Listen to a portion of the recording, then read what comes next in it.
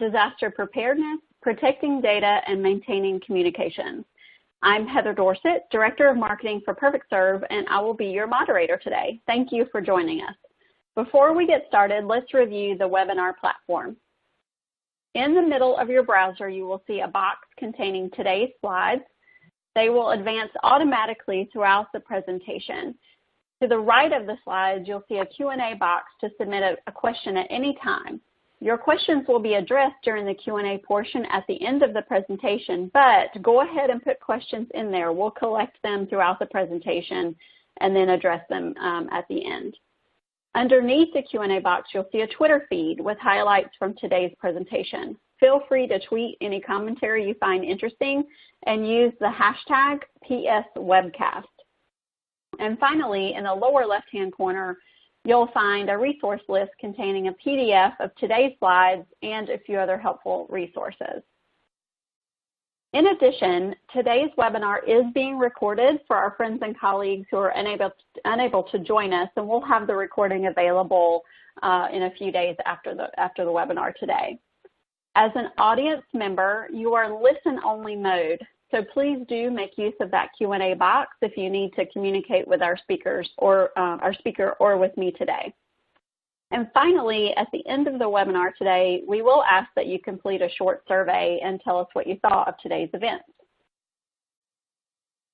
For those of you who may not know PerfectServe, we provide healthcare's only comprehensive and secure communications and collaboration platform, used in more than 200 hospitals and 25,000 practices and post-acute providers. PerfectServe is an integrated system of secure cloud-based communication applications. What does that mean? We are a communication platform. We provide secure messaging, secure calls, and a way for clinicians and other care team members to communicate with each other in a secure environment. And not only do we do that, but we route communications to the appropriate care team member who is on call or providing care for any given patient at any given time. So you can be assured that your communication, whether it's a call or a text, is going to the right person that you need to reach, so you're not wasting time trying to track that person down. We connect care team members across settings, so whether it's inpatient or outpatient. And like I said, we have a technology called Dynamic Intelligent Routing that automatically identifies and connects you with the right care team member you need at that moment. And we support all communication devices and modalities from smartphones, even pagers.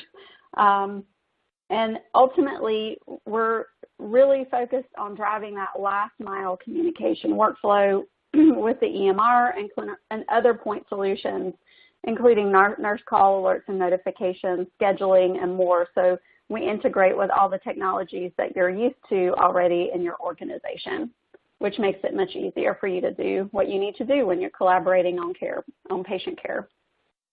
This webinar series is a part of our ongoing promise to drive meaningful improvement in care delivery processes.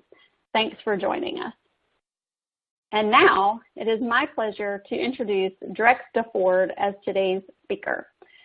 Drex comes to us with a long career as a healthcare executive, including his experience as co-founder and CEO of Next Wave Connect, EVP and CIO at Steward Healthcare in Boston, SVP and CIO at Seattle Children's Health System and Research Institute, and Corporate VP and CIO at Scripps Health in San Diego.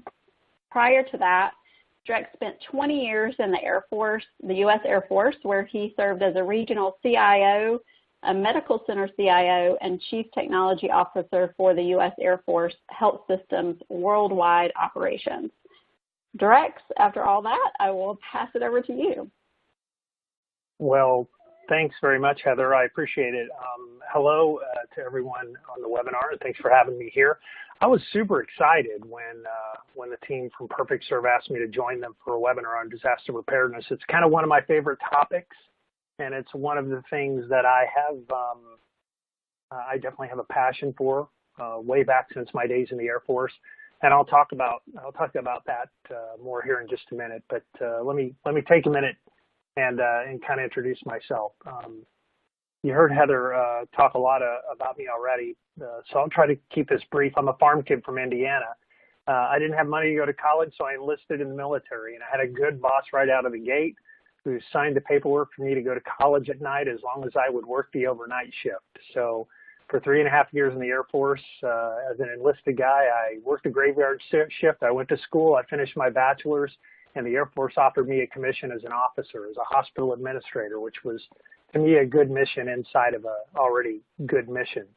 So as an officer and a hospital administrator, I was lucky enough to do lots of different things. I did supply chain and finance and disaster preparedness and readiness. I'll talk about that more in a minute.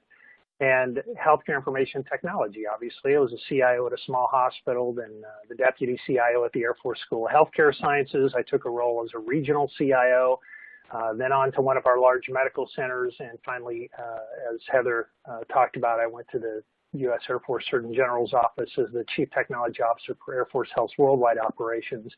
And before I knew it, 20 years and 21 days had flown by, and I decided to finally, this time I mean it, I'm really going to leave the Air Force. So I retired. I went to Scripps Health as their CIO. I really loved it. Great place to be. I'm actually in San Diego today as I do this webinar. Then I was recruited up to the CIO job at Seattle Children's, and I'd always wanted to do pediatrics, and I'd always wanted to do an academic medical center and a research institute, and I was able to do all that there. They were also a Toyota lean production operation, and I'd been a lean practitioner for much of my career, and I'd lived in Japan at that point in my life for 3.5 years, so I'd seen lean work in a lot of different facilities, so it was another big reason to go to Children's. Then I was recruited to Boston, to Steward Healthcare, one of the original pioneer ACOs and for-profit venture capital-backed healthcare systems. It was, for me, a whole new adventure, a ton of new business and clinical models to learn, and it was great working at one of the country's biggest value-based, risk-based healthcare leaders. I left Steward to do a startup, CEO of a startup called Next Wave Connect, a healthcare social collaboration platform, and I learned a ton there. Kind of got an informal PhD in running a startup. And then I realized maybe I was at a point in my life where I needed to rebalance and think less about climbing and more about balancing, work-life balance. So I started my own practice 3 years ago. I'm truly an independent consultant. I don't have any employees. Turns out that's a pretty awesome thing. I have a ton of great clients, health systems and vendor partners and startups and VC firms, and I do a bunch of other stuff too. In full disclosure, here I'm on the board of directors at Synergistic, which is a best-in-class healthcare security consulting firm based in Austin, Texas. And along the way, I served on the Chime board and on the HIMSS board and on the HIMSS state boards, and so that's a little bit about me. And that little overview of my career might give you some idea about how I've developed this sort of passion for disaster preparedness. In fact, after being invited by PerfectServe to do this webinar, I really started thinking about how and where I sort of got this readiness, disaster preparedness, incident response, whatever you want to call it, kind of branded into my brain. And as best as I could self-diagnose, it went back to my time as a young Air Force officer. Deployed to Desert Shield, Desert Storm. And if you'll bear with me for the balance of the presentation, I'll try to help you move into a position to think more about disaster preparedness and develop that mindset too. It ultimately, to me, helps you succeed not only in healthcare, but I think it helps you with a lot of other things in business and life, the whole disaster preparedness mindset mentality. So a little more than 27 years ago, the air war started in Iraq. During the first Gulf War, affectionately known to all of us who were there as Desert Storm. A lot of us had been there for several months prior to the start of the air war. I was a young second lieutenant with the 23rd Tactical Hospital, which was an air transportable hospital. Think of it like MASH. You've seen the TV show, right? It's like an Air Force version of MASH, only the air transportable hospitals were more modern, and we didn't have a corporal cleaner. So Iraq invaded Kuwait in August, and I was the readiness officer, disaster preparedness officer for the 23rd Med Group out of Alexandria, Louisiana. And the morning after the invasion, being the curious little lieutenant I was, I went over to the base war planner office and I pulled out all the classified documents about who supports a possible air war in Southwest Asia. And lo and behold, that was one of the spots that our hospital was tasked to support. So later that morning, I talked to the hospital commanders and the other senior officers in our stand-up meeting, and I mentioned this fact, which got a nice chuckle from everybody in the room, and a strong reassurance from the senior officers in the room that nobody was going to Southwest Asia. So, you know, what happens 2 weeks later, I'm loading a C-141 cargo aircraft with 40,000 pounds of cargo, enough to get the basic air transportable hospital up and running. And I found myself as part of an advance on-site team at King Khalid International Airport in Saudi Arabia. Now, King Khalid International Airport, KKIA, would turn out to be one of the war's medical hubs for everyone, from the U.S. Army to the French and the British and every other coalition country that was involved in the war. So we were there, you know, pretty fast, and we had our emergency department up and running within 24 hours over the course of the next 3 days. We built out the entire hospital, and we were ready for war, which didn't come for 4 months. So let me pause here and kind of make a point. That's Bob Hope there, by the way. If you don't know who he is, you should Google him. We all love Bob because he always reminded us, when we saw him during Desert Shield, Desert Storm, he reminded us that everyone back home was rooting for us, and if we hung in there, the war would be over and our lives would return to something more normal in short order. And that's really the thing that we long for, I think, during any kind of a disaster, a return to normalcy. There's a little Bob Hope in all of us, right?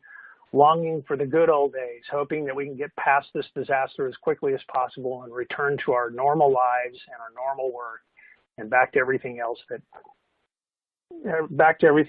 passes for normal. But, you know, before a disaster, we have a tendency to spend a lot of time worrying about what happened. And we sometimes pacify ourselves by saying things like, well, it is what it is, or if it happens, there's not much I can do about it. But that's the trick to disaster preparedness stuff. You actually can do something about it. And, you know, for me, it's always been sort of start by thinking about risk. A good plan for success involves considering all the bad things that might happen and then making some estimates about how likely a given scenario is, and then prioritizing the most likely bad things as the activities you want to spend the most time training for in your disaster preparedness exercise. And if you do that, you're measuring and prioritizing risk. I mean, that's another key to your disaster preparedness planning, preparing for the most likely unexpected event that could negatively impact you and your healthcare business and its resources. Now, it's good to remember, too, that healthcare has kind of for years and years really been concerned about dealing with disasters and mass casualties. We're normally part of local and state disaster response systems, and as health systems and clinics, as part of our Joint Commission requirements, and for others, it's generally speaking part of a community obligation. But here's where I bring a little bias to all this after years as a CIO. We could always talk about all different kinds of disasters, hurricanes and floods and earthquakes and plane crashes. But I think a lot of senior healthcare executives have yet to really internalize one specific kind of disaster.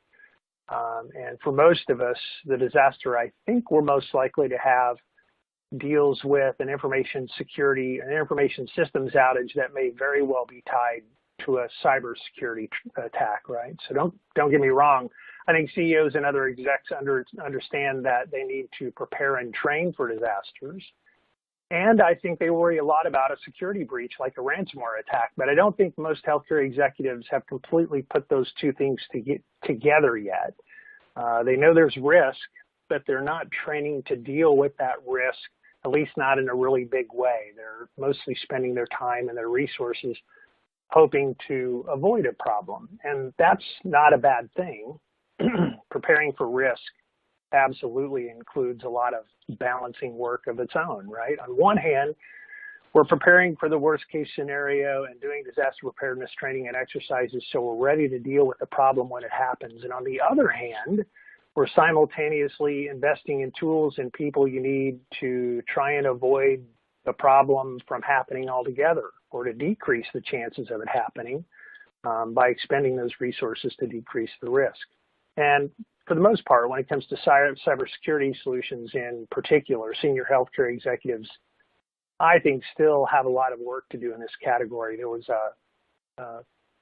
something that was released on cyber risk management from a firm, the risk management firm Marsh, just a couple of days ago, and it said that 90% of executives are confident in their cybersecurity risk response, and 30% of them said they at least have a plan, right? So that's what's most worrisome to me, is that they're not regularly running full-scale business continuity exercises under information service outage conditions. I worry that they've not spent a lot of time thinking about how to operate for protracted periods of time without significant parts of their information technology infrastructure being available. I mean, you know, like everyone else, we become so used to having all those information systems up and running well. You know, we all curse them from time to time, but, you know, let's face it, information technology is a critical component of how we do care for patients and families now. And for those of you in IT, you've become so good at running our information systems that when something breaks down, health systems limp along for a few hours and then they start diverting patients, and then they usually wind up wishing they had a better plan. Now, it's not every health system, of course.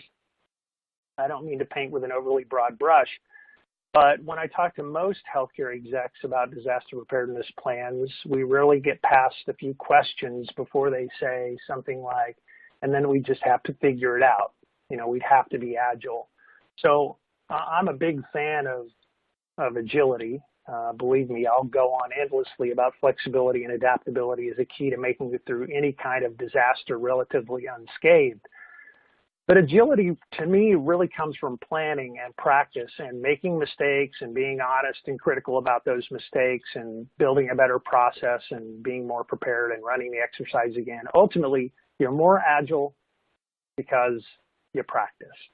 And that really is true of lots of different things, including as I take this return trip back to Desert Storm. For the 23rd TAC Hospital, most of us arrived in September 1990.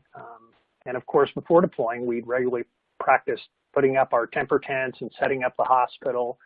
And we practiced wartime scenarios, including wearing this kind of MOP gear, this chemical gear, for long periods of time under simulated chemical attack. We'd done all of that back home in Louisiana, so we were able to set up the initial hospital pretty quickly and feel pretty comfortable that we could protect ourselves should something happen with a chemical attack or something like that. But we've not operated this hospital or done any of this kind of work. We've not done this in a desert on the other side of the planet. So while we had some agility, thanks to our exercises and practices and planning, we really need to sharpen our skills, and we had to customize to our current situation. So the beauty of the pause between September and January, when the war started, was that we had time to prepare. So we didn't just sit around and worry about what might happen. We ran a lot of exercises with a lot of different scenarios. We changed the volume and the severity of patients. We did math around when we thought certain kinds of supplies might run out. We worked closely with the other coalition hospitals to role play personnel exchanges and what happens if we have patient overflow and we need to ship patients to them or receive patients from them. We practiced air evacuating patients out of the theater and off to Germany. We even did things like work with the local Saudi hospitals on transporting or receiving patients should there be an attack on Riyadh or other nearby cities. And in many of the scenarios, we had to involve outside organizations, the transportation squadron, the security forces team, and we did worst case scenarios, best case scenarios, and we got pretty good at it. And we were really as prepared as we could be. And that made us agile and confident and calm when things got ugly, which they eventually did. But look, for everyone involved and for you, those skills, agility, confidence, and calm, those turn out to be critical when you're dealing with a crisis, when a disaster happens. For me, and I mean, even if you've been practicing and preparing, when a disaster happens, when something unexpected happens in a big way, your heart will pump fast and your adrenaline will dump. And I know sometimes even you feel like you want to barf. I mean, many of you have been there, but if you've done the exercises, if you've done the practice, then your training kicks in and your nerves calm down. And because it's not all new, you've seen a situation, something like this before, you know how to begin to deal with it. So you're cool under pressure. You have perspective on the situation. All right, let's talk about some ideas about how you help coach your executives and all your teammates into a scenario where agility, confidence, and calm rule the day, right? We want everybody to be cool under pressure. Readiness, as I said, is the key to the operation. You may call it incident response or disaster preparedness or anything else you like. How do you get to this state of readiness? Here's some tips, not necessarily in this order, well, except the first one. And I'm probably going to slip and talk about this in the context of an information security disaster plan from time to time, because being ready for that scenario ultimately can prepare you for a lot of other disaster types. So here we go. Number one, start now. You know, the best time to start an information security disaster preparedness program that's integrated into your hospital's disaster preparedness program was 5 years ago. And the second best time is right now. So you have to have an overall plan. So start building it. What's the most important thing to your healthcare system or to your company if you're a vendor? I mean, we've certainly seen at Nuance and at Allscripts recently, cloud-based vendors having their own issues. If a health system or the company can only keep one service up and operating, what is it?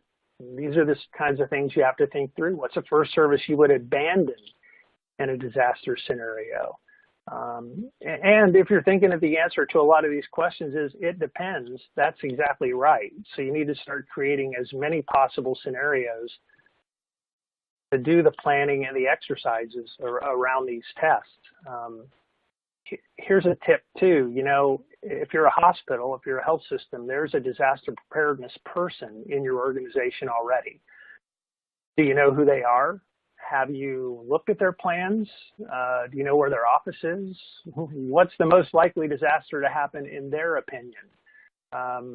Expand your mind and their mind on this question. If you live in Seattle, where I do, you might say things like an earthquake, but it might actually be unexpected snowfall or a massive power failure or a catastrophic network failure or ransomware. All of those are legitimate, and supporting the mission while coming back from those kind of disasters could require substantially similar work. But you have to make a security breach incident, to me, one of the scenarios you're working on aggressively, especially these days. And like I said in the beginning, most of us agree it's not if, but when this kind of an information security incident will occur at your healthcare organizations. I mean, we are really big targets. Okay, enough on that. Number two, you don't have to do this all by yourself. There's lots of smart people out there who can help you. Many of you are lucky enough to have an incident response analyst or maybe a disaster response business continuity analyst. There are health systems, this is one of those things that I've kind of learned over time. There are health systems who are way ahead of you and are probably very willing to share their plans and their scenarios. They might even offer up a site visit. So take advantage of that. The government has tons of good resources online. I mean, just take advantage of those just by Googling. There are a lot of really interesting stuff. There's lots of really interesting plans and scenarios and checklists online that you can find easily. Is there a military base nearby? I mean, I always loved it when civilians asked if they could come and be observers during one of our exercises. So ask. If you don't ask, the answer is automatically no. Ask and see if you can be a part of those. It may also be smart to engage the services, especially in the case of information systems, and engage the services of an information systems security consulting firm to help you build out plans and exercise them. Oh, and as you build this network of smart readiness, disaster preparedness people, they'll introduce you to other smart readiness, disaster preparedness people. it's kind of like we're a cult, a bunch of disaster preparedness nerds, and we embrace it. And many of these folks have spent a lot of time thinking about information security scenarios and plans and checklists, and they have a lot of this stuff built. So borrow and steal and learn from those plans. You know, I have a saying that I'm sure I got from someone else at some point in the past, but plagiarism is the most sincere form of flattery. So don't think you have to invent everything totally on your own. Political buy-in. This is a big one too, and can definitely be a challenge. Your board or your CEO might not view this, or they might view this, especially information security version of this, as an IT security department problem, but it's not. Again, you can't do this all by yourself. You have to get your boss involved. You have to get your boss's boss involved. You have to convince them to invite your board of trustees to be involved. This whole section might really be the hardest part, helping the executive team and the board understand that this information security disaster isn't something that might happen, it's something that will happen. That can be tough for them to swallow. So what will happen, in my experience, is that they will want to hand over money and FTEs and tell you that your job is to never, ever, ever, ever, ever let this happen.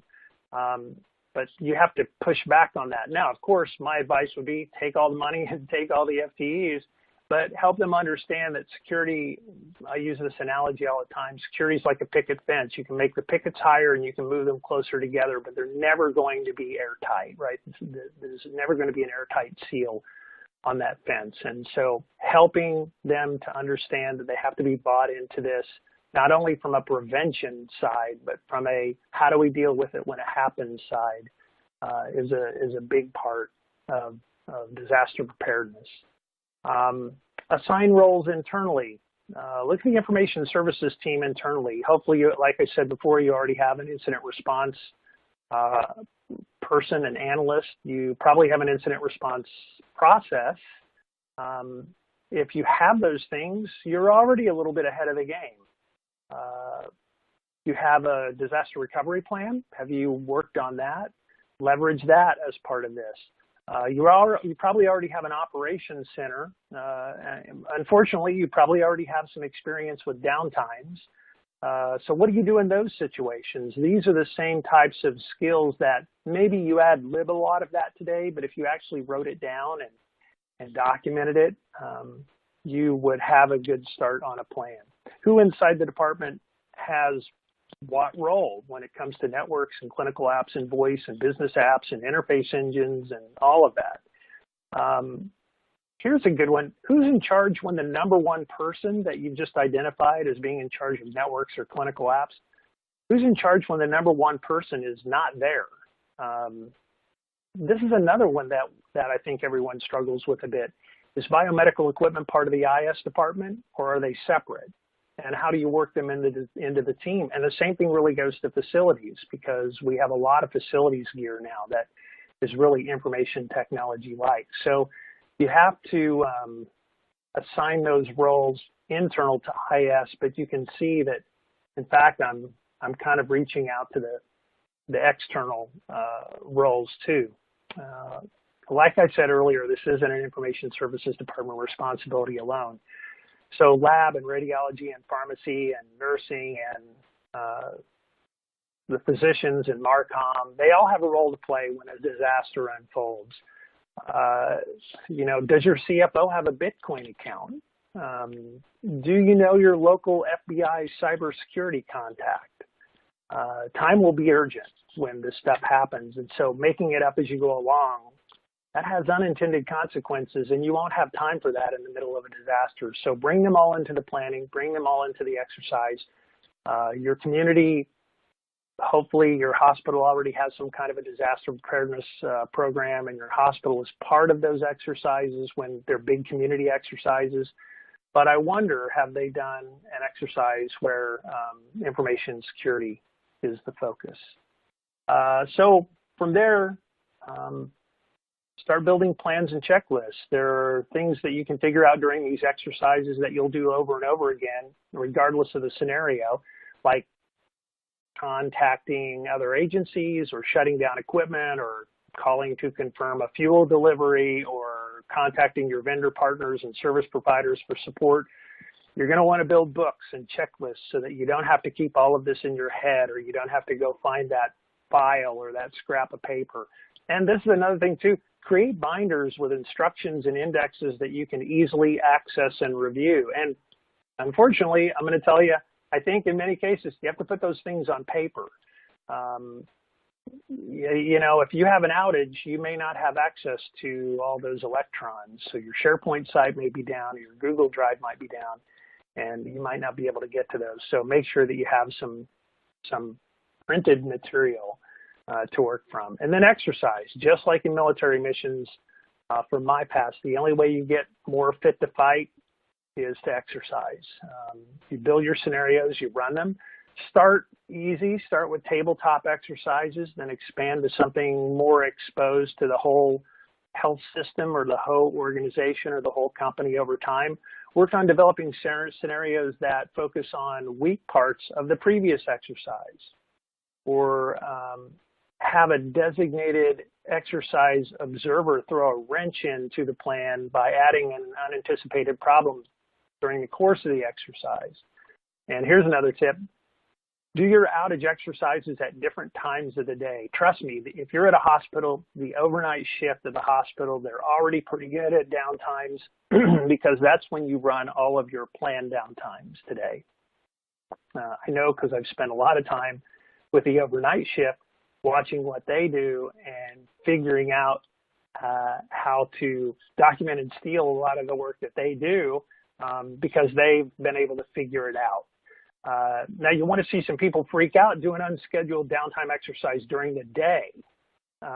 So remember that political buy-in line on the last slide?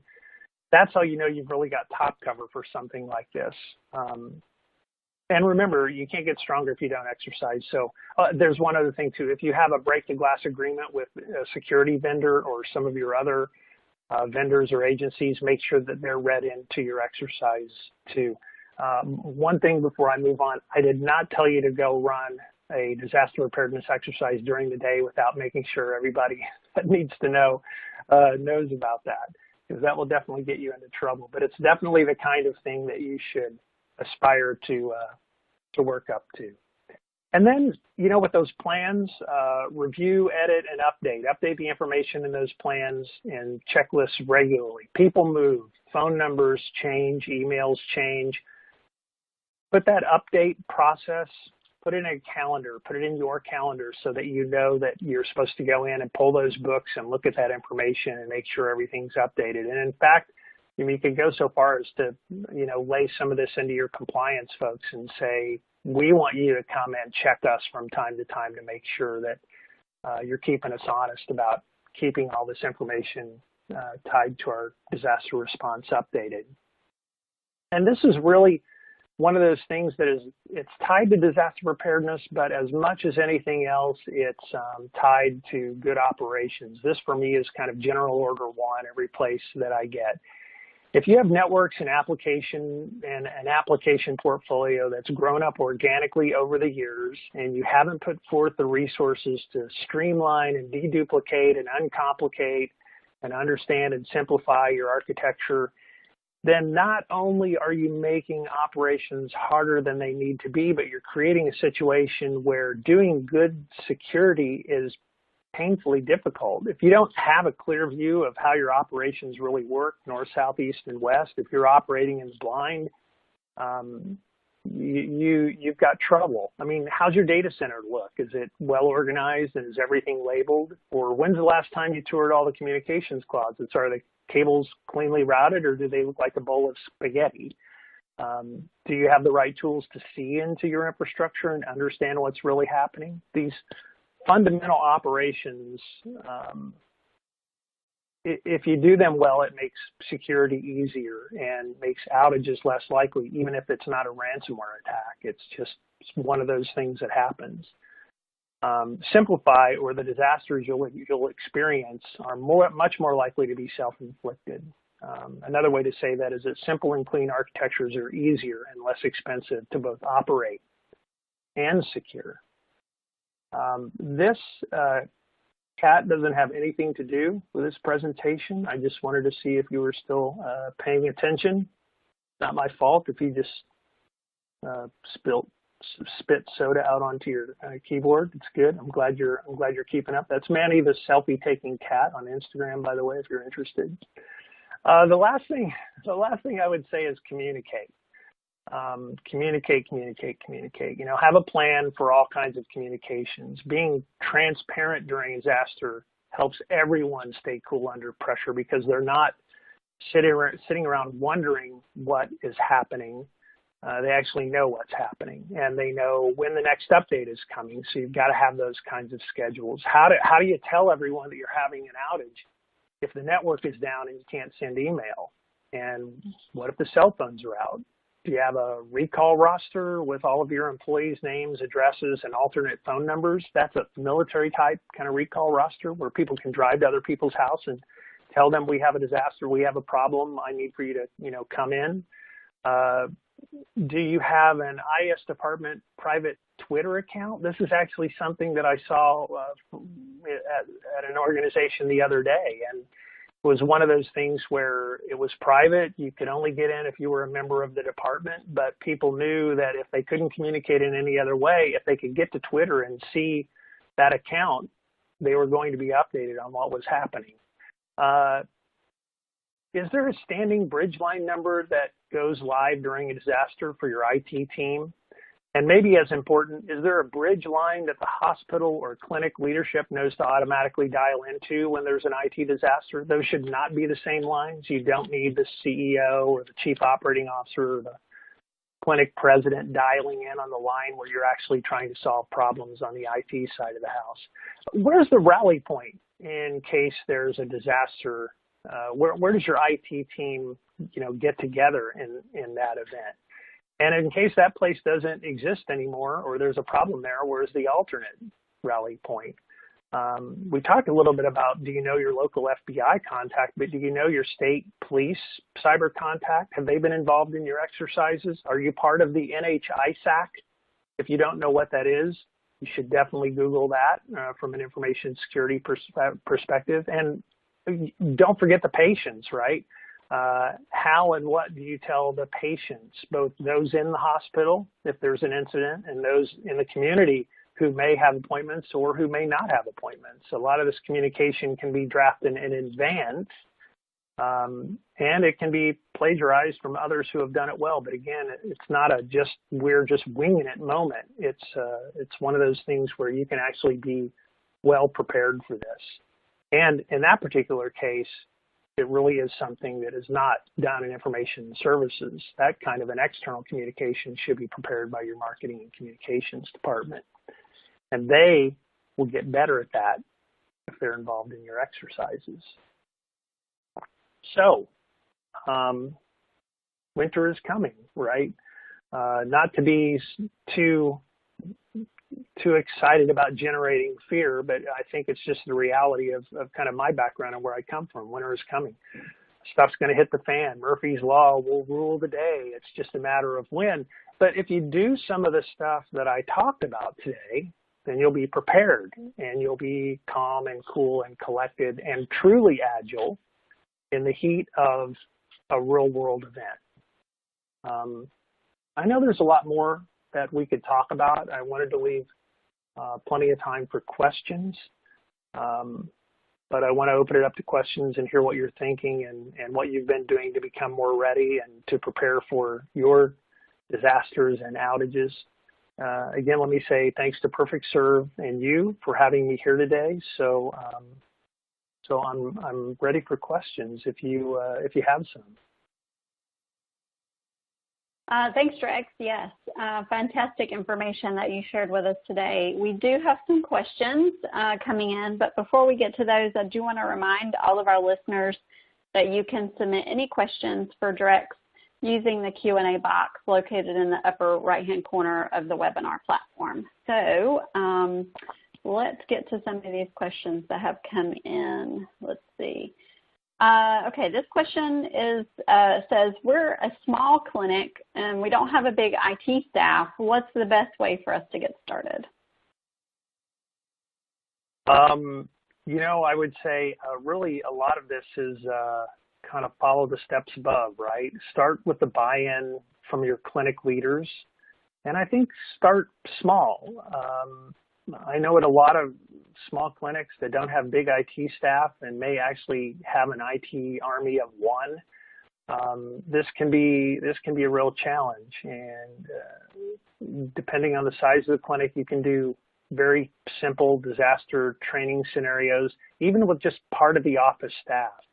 Or even I've seen folks do a good job even doing this individual provider by individual provider in the beginning. Once you have them thinking about this, then it's easier to move them, I think, toward a bigger disaster preparedness exercise and get it onto the calendar for more regular practice. And I also know that it's a challenge because, especially in a small practice or a small clinic, every minute you're not seeing patients is a minute that you're not making money. So it's important to be reasonable and, again, be calm and be flexible and, show other examples of outages that have happened in other places, not to spread fear, but to help them understand that the situation may be more likely than they think, and help them get to a better place to get started.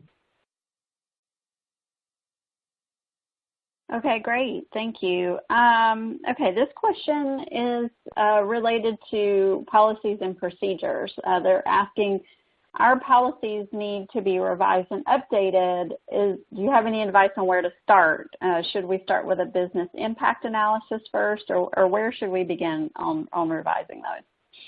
Yeah, I think that idea of starting with a business impact analysis, again, early on in the presentation, I talked quite a bit about risk, or I talked a bit about risk, and figuring out what are the most likely scenarios. And I think when you're looking at policies and procedures,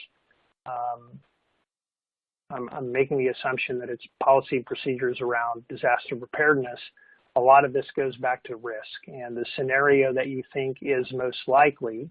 And again, when I work with a lot of clients and have a lot of these conversations and we talk about cybersecurity risk or information services downtimes or things like that, those aren't necessarily the big things that hospitals are thinking about. They are thinking about earthquakes and plane crashes and tornadoes and things like that. So it's making sure that you don't leave that one out.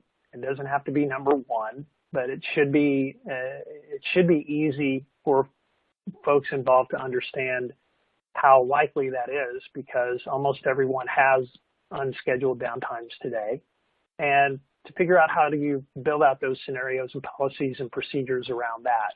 And then again, I think I'm a Toyota Production Systems lean person, and so I look at everything like that. It's incremental improvement. You learn something in one exercise, or as you update one set of policies and procedures, you figure out how to take that goodness and spread it over to the other policies and procedures and make them better. And if you do that often enough, you will wind up with the kinds of documents that I think you're hoping to wind up with at the end of all of this.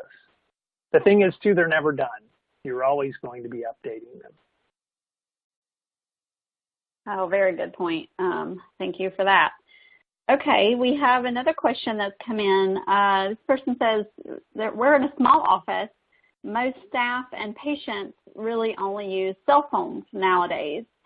What have you seen in your experience, Drex, as a good suggestion to contact patients in time of a community disaster if cell phones are out?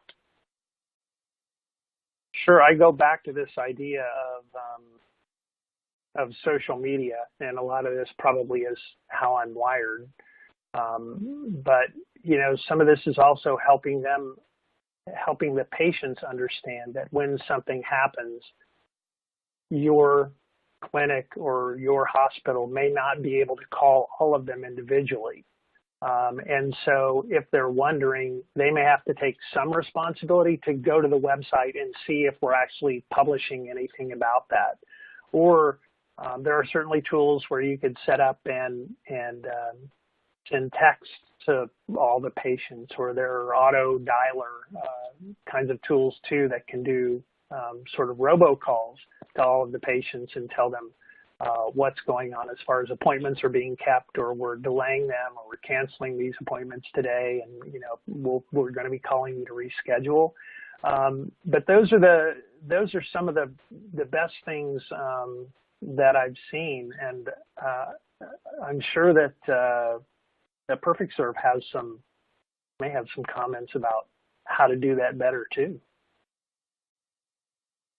Absolutely, and we can provide some further information about Perfect Serve and how our cloud-based platform really addresses any of that between clinicians and when patients are calling into our practice as well. Because we're cloud-based and we're not tied to an answering service or something that's local to a facility, our systems are, and we have 99.9% uptime, so our systems are always up and available, and provide that communication platform between clinicians and then also for patients to call in to the practice. So that is something that we provide as well. Nice. Okay, good. Thank you for that. We've got a few more questions here. Okay. And just as another reminder, if you have questions, anyone from the audience, go ahead and put it in that Q&A box, and we'll continue just going through these questions. Let's see. Okay. This person says, I think we only do disaster preparedness exercise once per year. And you talked a lot about exercise, Drex. And this person says, even then, once per year, it's pretty limited in the groups that participate. What is your recommendation on driving wider participation? Yeah, that is a good question. I mean, I think that is a question that a lot of places are challenged with. And this ultimately comes back to the bullet point about, it's a leadership issue. You have to get executive buy-in. If they're not interested and they don't understand it, maybe I should say it a different way. If they're interested and they understand it, they'll work at it. And if not, they won't. So your mission, should you choose to accept it, is to better understand what motivates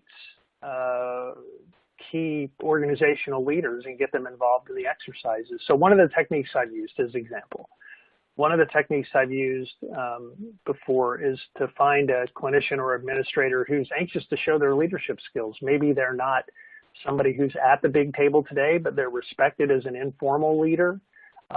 And if you can give them the opportunity to sort of grab onto and sink their teeth into something that nobody else is doing, but they understand why it's important and why the organization should be doing it, that turns out to be a good one. And if you can find somebody that has a military background or as a leader in your organization, you kind of wind up with somebody who has a pre-built understanding of the value of the work. So talk to them about it too. But, I would say most importantly, don't give up. And incremental progress is good. Rome wasn't built in a day, and neither was a good disaster preparedness program. So stay after it. All right, thank you.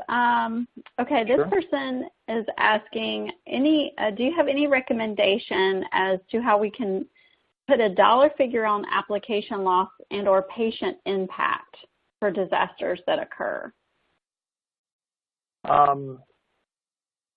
I know there are, I wish I had that right here in front of me, but I don't. I know there are definitely calculators that help you do that kind of calculation, and this might be something that I have to look into after the fact, but maybe I can share it with you after the fact. I know there are companies who do support service kind of work who specialize in this, and I know that I've seen some in the disaster preparedness material, some calculators for things like that. But I mean, I think basically it comes down to really sort of doing the math around the specific calculations of, how much do you make per visit, or some kind of scenario like that, and then you work that math on out. It's definitely out there. I'm positive that you're not the first person to do this. I know I've seen some of those kinds of calculations in the past, and I might have to go back and just dig around a little bit and see if I can give you something after the fact. I'm sorry I can't answer that one right off the bat, but I know they exist. I just don't have them. I just don't have them at hand. That's perfectly fine. We will send a follow-up email out to all of our attendees, and we can certainly include any information in that follow-up communication. That'd be great. All right. Thanks for asking that question. That's a good one. Yes, thank you. Thanks. We've got a couple more here. This person says, in the event of a disaster, is there a goal time frame as to when normalcy should return? Assuming it varies based on what type of disaster it is, but is there a goal that we should shoot for? Yeah, I think when you go through and do a business continuity, disaster recovery piece of work specifically, now I talk about this specifically within information services, part of that work that you will do will be to talk with end users and leaders in various departments who use the applications that you run, and they will through a very structured survey kind of process, they can give you some good ideas about how long they can be down before certain types of services start to be degraded. And from that kind of information, you start to be able to derive how soon how soon from the time that I have the network up and running can I get this application up and running. And the thing that you get out of a lot of this kind of work is that you don't really realize that when you're starting from scratch, how many things are prerequisites to other things. So, you have to have the interface engine up and running before you can bring some applications back online. But sometimes people get wrapped around the idea of I can have just for example, I can have my Cerner electronic health record up within X number of minutes or X numbers of hours from scratch. But realistically, the network has to be up, the interface engine has to be up, et cetera, before you can even start bringing the Cerner system up. And so the important part of this whole conversation, this whole exercise, is to really understand how long that takes. And it's good to know how soon an end user says we now have significant degradation in being able to deliver service. That gives you a goal of understanding what's happening with your partners in the healthcare system. But it's also good for them to know this is how long it actually takes from the time we figure everything out to bring everything back. That helps them drive a process around, okay, we'd like to have it back in 3 hours, but in fact it might be 9 hours. So what are we going to do for that 6-hour period? And those are the kinds of things from a disaster response perspective or disaster preparedness perspective that end users can prepare for then. This is how we do need to have paper. We are going to have those flow sheets. We're going to have to train nurses on how they use those old-fashioned flow sheets. Instead, we're going to have to make sure that we have a printer connected to a computer that isn't networked. The printer isn't networked, so we can print out the latest information on lab results and pharmacy results that we have set up to download to this computer every hour if you're in a unit.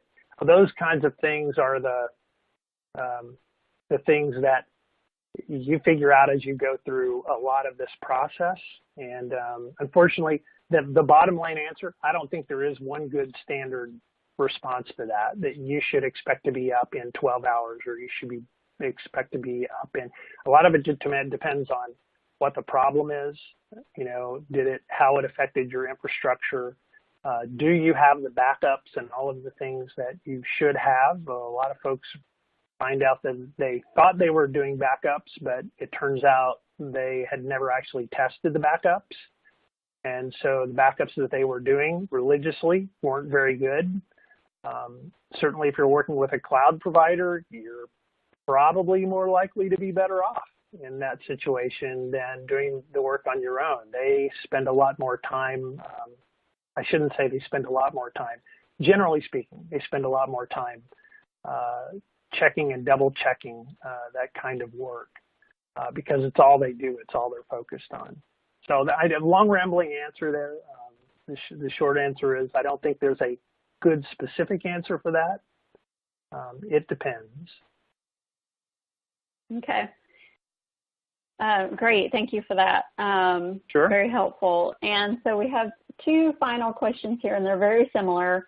And in the spirit of imitation is the highest form of flattery, do you have templates or a step-by-step guide that our user or our listeners today can follow? I would say the best place to get that really would be to have conversations with peer organizations who might be ahead of you and or might be in the same place as you, hopefully a little ahead of you, and those are great places to go steal those things. I think if you look online, you do some Google searches, you'll find some good templates for everything from policy to communication plans. The government has a lot of great stuff online, and so those are really good places to start. And I would say that I mean the listeners have my contact info, and I'm certainly willing to help however I can help. All right. Well, good. Thank you for that. At this time, there are no additional audience questions, so we'll wrap up the Q&A portion. But we do, PerfectServe has a question for you, our audience. Please let us know, would you like more information on how PerfectServe can support your disaster preparedness strategy? Please take a moment and answer that polling question right on your screen there. And that does wrap up our Q&A segment today. As I mentioned at the start of today's webinar, PerfectServe is dedicated to supporting improvement in care delivery, and these webinars are just one of the ways that we do that. We do have educational webinars throughout the year, and our next webinar is coming up in May. These are free to attend, so we encourage you to sign up for these. And you can do that by clicking on the icon that's in the footer of your screen that looks like a link to register. And as soon as we wrap up this poll, there we go. I can show you what our upcoming. There we go. Our upcoming webinar is on March 27th, so in about a month, with the advisory board company, and it's focused on innovations in clinical technology. And you can, like I said, sign up for that by clicking the link in your webinar platform there. And once again, would like to thank Drex DeFord for a unique and engaging presentation. Thank you, Drex. I learned quite a bit of information myself, so I appreciate you being on with us today. And thanks to our audience. We know your time is extremely valuable, so we thank you for spending some of it with us today. That does conclude our webinar. Please take a moment to complete our short survey and tell us how we did, and have a great afternoon.